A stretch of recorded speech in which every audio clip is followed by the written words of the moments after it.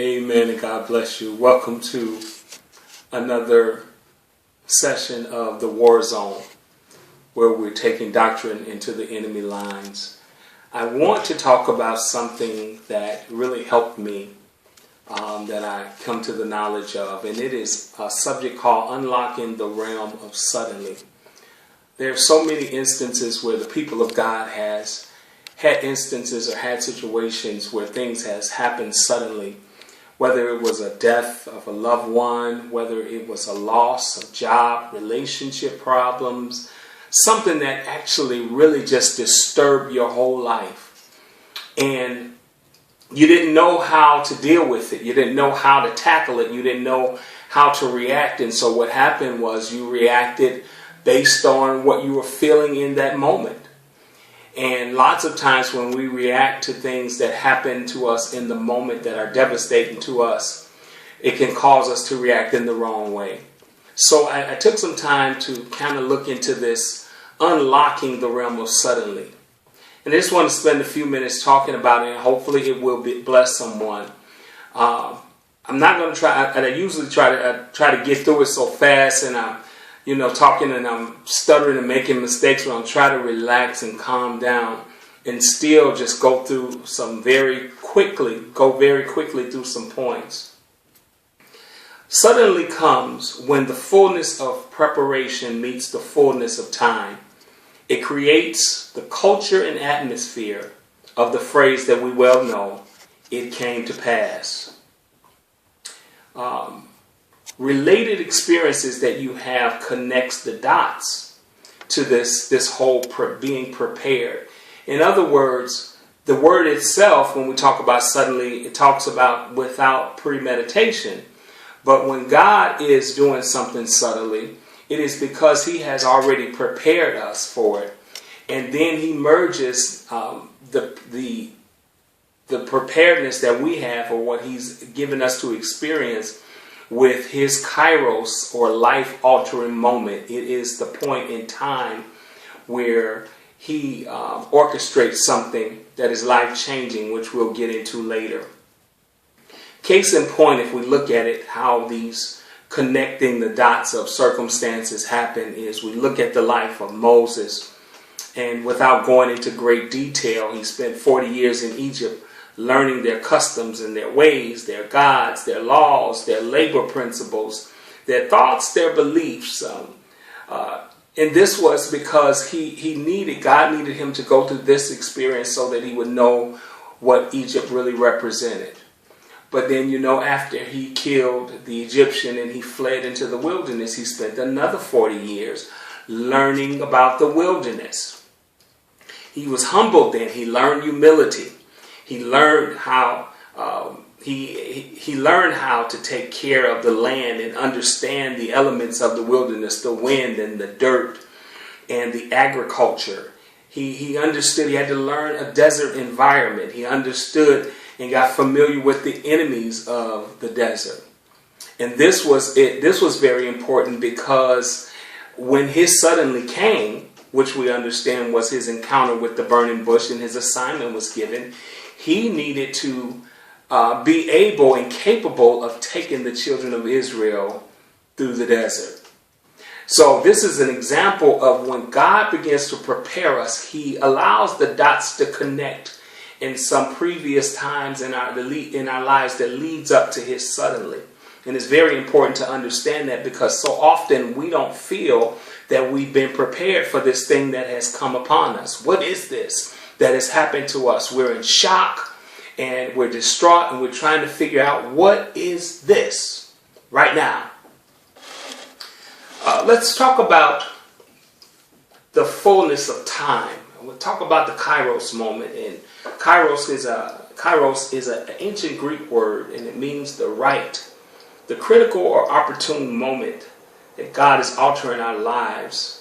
One can encounter only by him. It is predetermined by God himself only. God brings the suddenly in our lives by merging the preparedness, the thing that he's prepared us for, and his kairos time. And it is in an effort to interrupt our lives in a real-time situation. in real time. So the most important thing is when we come face to face with our suddenly is how do we react?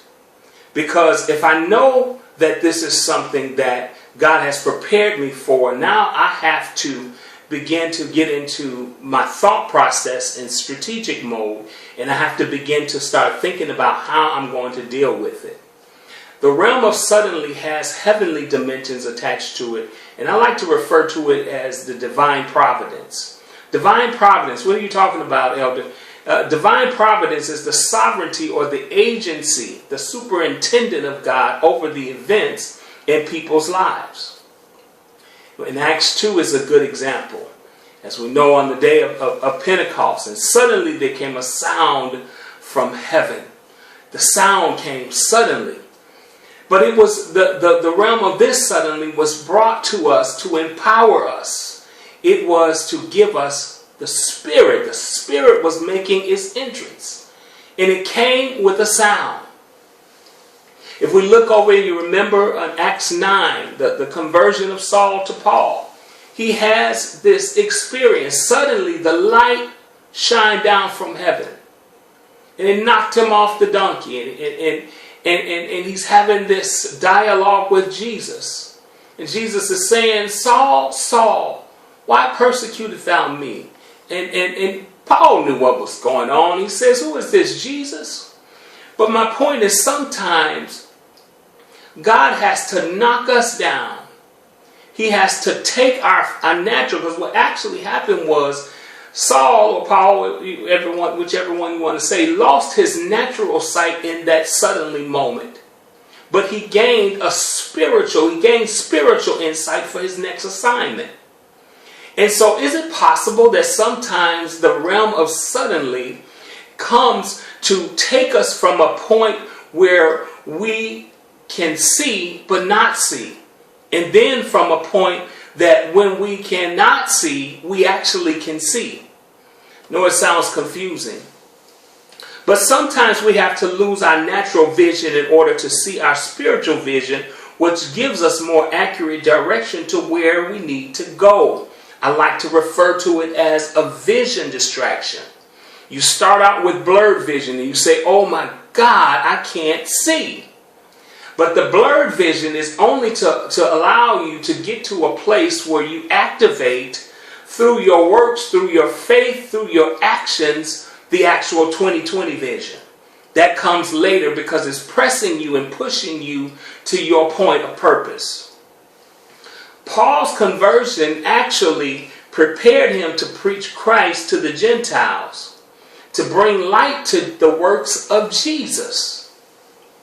And then later on through his writing, as he began to be illuminated with his purpose, because now he can see, he knows he has his assignment.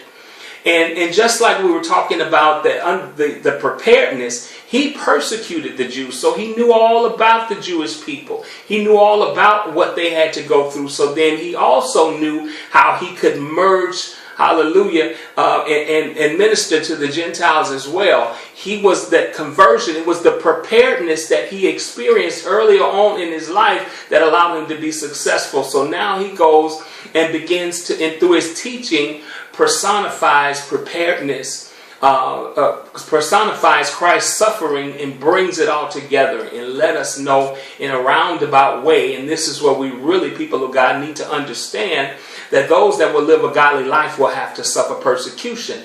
It is exactly what Jesus was referring to. He would say, if any man will come after me, let him first deny himself, take up his cross and follow me daily. And it is a partnership. So we have to be in a partnership with Jesus, hallelujah, through our assignment. And it requires us to suffer. That's why he begins to put us in the realm of suddenly, so that we can understand that it is imperative that we begin to mature in areas and we don't get caught off guard. We have to get our bearings. Finally, as a closing statement, I just want to say this.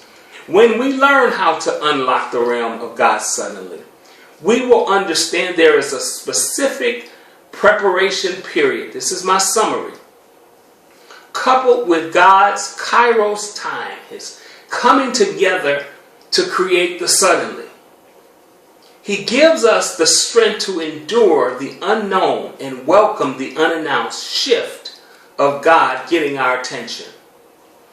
Finally, when this happens, whatever it is that tries to catch us off guard, whether it's the death of a loved one, whether it's things that happen in society, loss of jobs, houses, land, whatever circumstances, this should be our response. This is how we unlock the realm of suddenly. Instead of complaining or overreacting, we must ask God, what is the benefit of this suddenly? Number one, don't overreact. Say, God, what is the benefit of this suffering? Number two, and finally, God, how do you get the glory from what has just transpired? And when we take that approach, I don't care how disheartening it is, how hard it is, how much you love the situation, the person, the whatever was lost or you perceive to be lost, understand that when you ask God, how do you get the glory? You shift all of the burdens and all of the misery of the suddenly that you just experienced, and you make it favorable because now you're shifting your energy to fulfill his divine purpose. Let's get that, people. Let's shift it so that now we can have the burden off. Of course you're going to feel bad. Of course you're going to hurt. But let's shift that burden and allow him to take it and allow him to lead us and guide us to all truths so that we will understand what his purpose is in this realm of suddenly. Hallelujah. I will be having a more elaborate lesson on my YouTube channel, Edward Anderson, The War Zone, and it'll be more elaborate. I'll explain more, but I wanted to encourage someone. It is not the end. It is not the end. You can make it once you unlock and learn how to unlock the realm of God suddenly. Amen, and God bless you.